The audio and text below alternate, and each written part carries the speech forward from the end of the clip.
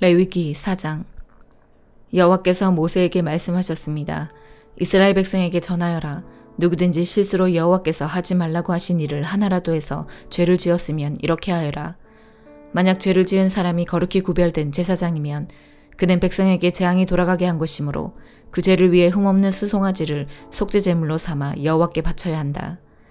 그는 수송아지를 회막 입구 곧 여호와 앞으로 가져가서 그 수송아지의 머리에 손을 얹고 여호와 앞에서 잡아라. 그리고 거룩히 구별된 제사장은 수송아지의 피 가운데서 얼마를 회막으로 가져가거라. 제사장은 손가락으로 피를 찍은 다음 성소 앞에 친 휘장 앞 곧 여호와 앞에서 7번 뿌려라. 또 그 피에 얼마를 취하여 향을 피우는 제단 뿔에도 발라라. 그 제단은 회막 안 곧 여호와 앞에 있다. 그런 다음에 제사장은 나머지 피를 회막 입구에 있는 번제단 아래에 쏟아라. 제사장은 속죄 제물로 바치는 수송아지에서 기름을 다 떼어내어라. 곧 내장을 덮고 있는 기름과 내장 주변에 있는 모든 기름을 떼어내고 두 콩밥과 그 둘레에 있는 허리 부분의 기름과 콩밥과 함께 떼어내야 할 간의 껍질 부분을 떼어내어라. 마치 화목제물로 바치는 소에서 기름을 떼어내듯이 하여라. 그리고 나서 제사장은 그것들을 번제단 위에서 태워라. 하지만 수송아지의 가죽과 고기와 머리와 다리와 내장과 똥, 곧 수송아지의 나머지 모든 부분은 제사장이 진 밖에 깨끗한 곳, 곧 죄를 버리는 곳으로 가져가서 장작불 위에서 태워라. 만약 이스라엘 온 무리가 실수로 여호와께서 하지 말라고 하신 일을 하나라도 해서 죄를 지었는데 그 사실을 모르고 있다가 죄를 지은 사실을 알게 되었으면 그들은 수송아지 한 마리를 바쳐야 한다. 그것은 모든 무리를 위해서 바치는 속죄 제물이다. 그들이 수송아지를 회막으로 가져가면 장로들은 여호와 앞에서 수송아지의 머리에 손을 얹고 여호와 앞에서 수송아지를 잡아라. 그러면 거룩히 구별된 제사장이 수송아지의 피 가운데서 얼마를 회막으로 가져가거라. 제사장은 손가락으로 피를 찍은 다음에 휘장 앞 곧 여호와 앞에서 7번 뿌려라. 또 그 피에 얼마를 취하여 향을 피우는 제단 뿔에도 발라라.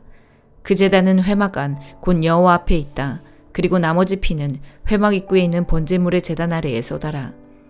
제사장은 수송아지에서 기름을 다 떼어내어 그것을 제단 위에서 태워라.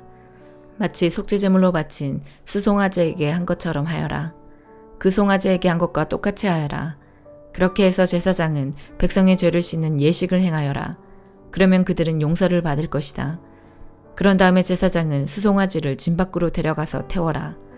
처음 송아지에게 했던 것과 같이 하여라. 이것이 모든 무리의 죄를 씻는 속죄제이다. 만약 어떤 통치자가 실수로 하나님 여호와께서 하지 말라고 하신 일을 하나라도 해서 죄를 지었다가 자기가 죄를 지은 사실을 깨달았으면 그는 흠없는 순념소를 가져와야 한다. 그것이 그의 속죄 제물이다. 그 통치자는 순념소의 머리에 손을 얹은 다음에 여호와 앞에 번제물을 잡는 곳에서 염소를 잡아라. 이것이 속죄 제물이다. 제사장은 속죄 제물의 피 가운데서 얼마를 받아라. 그리고 그 피를 손가락으로 찍어 번제단의 뿔에 바르고 나머지는 제단 아래에 쏟아라. 순념소의 기름을 모두 제단 위에서 태우되 마치 화목제물의 기름을 태우듯이 태워라. 그렇게 제사장이 통치자의 죄를 씻는 예식을 행하면 그는 용서를 받을 것이다. 만약 보통 사람 가운데서 한 사람이 실수로 하나님 여호와께서 하지 말라고 하신 일을 하나라도 해서 죄를 지었다가 자기가 죄를 지은 사실을 깨달았으면 그는 흠없는 암염소를 가져와야 한다. 그것이 그의 속죄 제물이다. 그 암염소의 머리에 손을 얹은 다음에 번제물을 잡는 곳에서 염소를 잡아라. 제사장은 그 피 가운데서 얼마를 받아라. 그리고 그 피를 손가락으로 찍은 다음에 번제단 뿔에 바르고 나머지는 제단 아래에 쏟아라. 제사장은 염소의 기름을 모두 떼어내어라. 마치 화목제물에서 기름을 떼어내듯이 하여 그것을 제단 위에서 태워라. 그 냄새가 여호와를 기쁘시게 한다. 그렇게 해서 제사장이 그 사람의 죄를 씻는 예식을 행하면 그는 용서를 받을 것이다. 만약 속죄 제물로 양을 바치려면 흠없는 암양을 바쳐라. 제물을 바치는 사람은 양의 머리에 손을 얹은 다음에 번제물을 잡는 곳에서 그 양을 잡아 속죄 제물로 삼아라. 제사장은 속죄 제물의 피 가운데서 얼마를 받아 그 피를 손가락으로 찍은 다음에 번제단의 뿔에 바르고 나머지는 제단 아래에 쏟아라.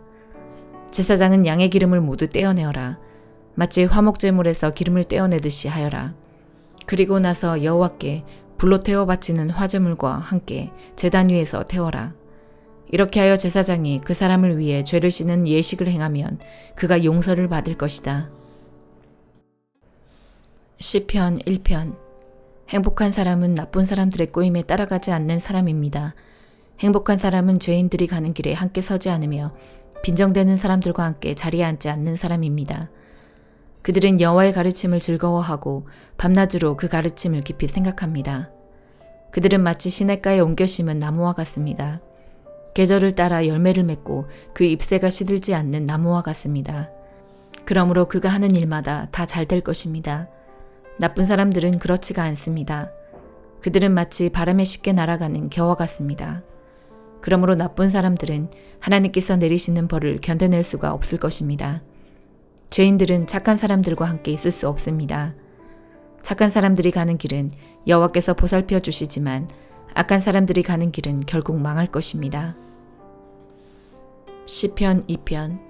어째서 나라들이 남몰래 나쁜 일을 꾸미며 민족들이 왜 그토록 헛된 일들을 계획하고 있는 것일까?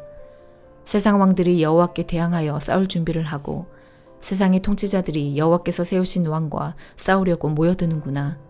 그들은 우리를 묶은 쇠사슬을 끊어버리자, 우리를 동여맨 밧줄을 던져버리자 라고 말합니다. 그러나 하늘 보좌에 앉아 계신 분께서 웃으시며 그들을 향해 비웃으십니다.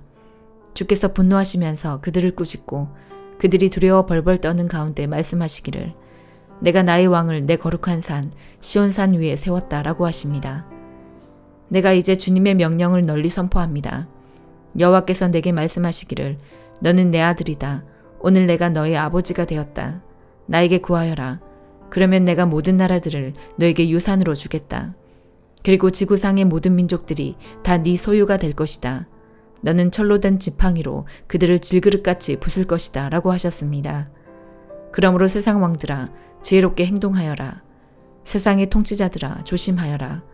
두려운 마음으로 여호와를 섬기고 떨리는 마음으로 그분을 찬양하여라. 그의 아들을 정중하게 섬겨라.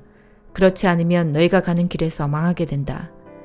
왜냐하면 주님의 분노가 순식간에 불붙듯이 타오를 것이기 때문이다. 여호와를 의지하는 사람은 복을 받을 것이다. 잠언 19장. 흠없이 행하는 가난한 사람을 입술이 사악하고 어리석은 사람에게 비길 것인가?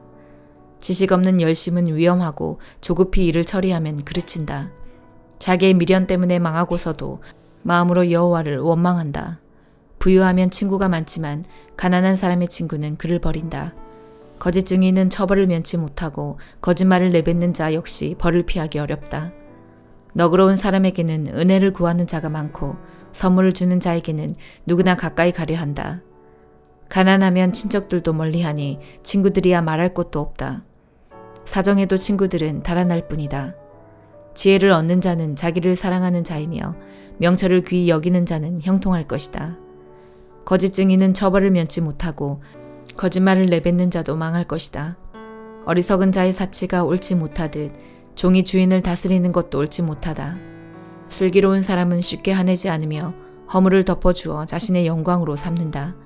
왕의 노함은 사자의 부르짖음 같고 그의 은총은 풀에 내리는 이슬 같다. 어리석은 아들은 그 부친을 망하게 하고 다투는 아내는 계속 떨어지는 빗방울과 같다. 집과 재물은 부모에게서 상속받지만 슬기로운 아내는 여호와께서 주신다. 게으름은 사람을 깊은 잠에 빠지게 하고 게으른 사람은 굶주린다. 교훈에 순종하는 사람은 자기 생명을 지키나 말씀대로 살지 않는 사람은 죽을 것이다. 가난한 자에게 베푸는 일은 여호와께 빌려드리는 것이니 그분이 후하게 보상하신다. 아직 희망이 있을 때에 자식을 징계하여라. 그가 망할 때까지 내버려 두지 마라. 성미가 조급한 사람은 화를 자초하여 건져 주어도 또 같은 잘못을 저지른다. 조언을 듣고 교훈에 순종하여라. 그러면 마침내 지혜롭게 될 것이다. 사람의 마음에는 많은 계획이 있지만 결국 여호와의 뜻대로 성취된다. 사람이 바라는 것은 변함없는 사랑이다. 거짓말을 하는 것보다는 가난함이 낫다. 여호와를 경외하면 형통하고 만족감을 얻으며 재난을 피한다. 게으른 사람은 손을 밥그릇에 얹고도 자기 입에 집어넣기를 귀찮아한다. 거만한 자를 매질하여라. 그러면 미련한 자가 깨닫게 될 것이다. 명철한 자를 책망하여라. 그러면 그가 지식을 얻을 것이다. 자기 아버지를 구박하고 자기 어머니를 쫓아내는 자식은 수치와 부끄러움의 자식이다. 내 아들아, 교훈을 듣지 않으면 결국 너는 지식의 말씀에서 벗어날 것이다. 악한 증인은 법을 비웃고 악인의 입은 죄를 물 마시듯 한다. 징계는 거만한 자들을 위한 것이요 매는 어리석은 자들에게 필요한 것이다. 골로새서 2장. 나는 여러분이 내가 여러분을 돕기 위해 최선을 다하고 있음을 알아주기 원합니다. 또 라오디게아 교회와 나를 전혀 본 적이 없는 사람들을 위해서도 애쓰고 있습니다. 나는 그들이 그리스도를 깨달아 믿음이 강하여지고 더 풍성해지며 사랑으로 하나 되기를 진정으로 바라고 있습니다. 여러분이 하나님의 놀랍고 비밀스러운 진리, 즉 그리스도 그분 자신을 완전히 알게 되기를 내가 얼마나 바라는지 알아주십시오. 그리스도 그분 안에는 모든 지혜와 지식의 보물이 감추어져 있습니다. 보기에는 좋아 보이나 실제로는 거짓말인 유혹들에 여러분이 속지 않기를 바라는 뜻에서 이렇게 여러분에게 말합니다. 비록 내 몸은 여러분과 함께 있지 않으나 내 마음은 언제나 그곳에 있다는 것을 잊지 마십시오. 여러분의 선한 삶과 그리스도를 믿는 믿음 안에 굳게 서 있는 모습을 보니 내 마음이 더없이 행복합니다. 그리스도 예수를 주님으로 믿었으니 그분 안에서 계속 살아가십시오.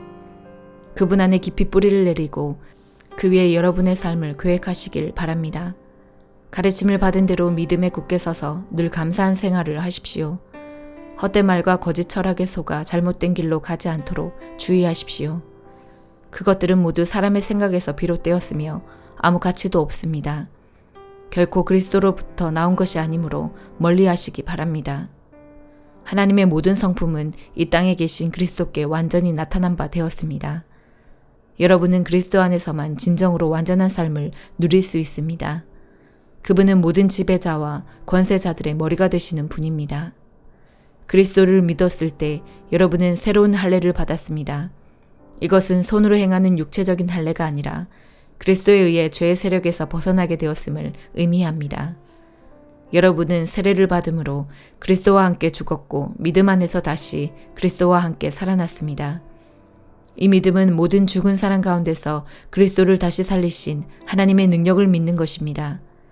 여러분은 죄 때문에 영적으로 죽은 사람이었으며 죄된 욕망에서 벗어나지도 못하였습니다. 그러나 하나님께서는 여러분을 그리스도와 함께 살리시고 우리의 모든 죄를 용서해 주셨습니다. 우리는 하나님과의 약속을 깨뜨림으로써 하나님께 빚을 지게 되었습니다. 우리가 어기고 따르지 않은 율법들이 낱낱이 기록되어 있지만 하나님께서는 그 빚을 그리스도의 십자가에 함께 못 박아 깨끗이 없애주셨습니다. 이렇게 하여 하나님께서는 세상의 주권과 능력을 꺾으시고 온 세상 사람들에게 십자가를 통한 승리를 보여주셨습니다. 그러므로 여러분은 먹고 마시는 것이나 명절이나 초하루와 안식일을 지키는 문제에 있어서 사람들의 말에 얽매이지 말기 바랍니다. 이런 것들은 오실 그리스도를 보여주려는 그림자에 불과합니다. 겸손한 체하며 천사를 숭배하는 무리들이 있습니다. 환상을 보았다고도 하는 그들의 말에 귀를 기울이지 마십시오. 그들은 자신들의 인간적인 생각과 어리석은 교만으로 들떠 있으며 머리 대신 그리스도를 따르지 않고 마음대로 행하고 있습니다. 몸은 머리에 붙어 있어야 합니다. 그래야 몸의 각 마디가 서로 도와 영양분을 받아 유지하고 하나님이 바라시는 모습으로 자라갈 수 있는 것입니다. 그리스도와 함께 죽은 여러분은 이 세상의 헛된 규칙들로부터 자유로운 사람들입니다. 그런데 왜 이 세상에 속한 사람들처럼 행동하십니까? 왜 아직도 이것은 붙잡으면 안 된다, 저것은 맛보아서도 안 된다, 만지지도 마라 하는 등의 규칙에 얽매여 있는 것입니까? 이런 규칙들은 먹으면 없어지고 쓰면 사라지고 마는 세상의 것들에 대한 인간적인 규칙이요 가르침일 뿐입니다. 그것을 따르는 사람들이 훌륭해 보일지 모르나 그것은 다 사람들이 만든 종교적 관습들입니다. 거짓된 겸손으로 자기 몸을 괴롭히기만 할 뿐 마음속에 파고드는 악한 욕망과 죄를 이겨내게 할 수는 없습니다. 아멘.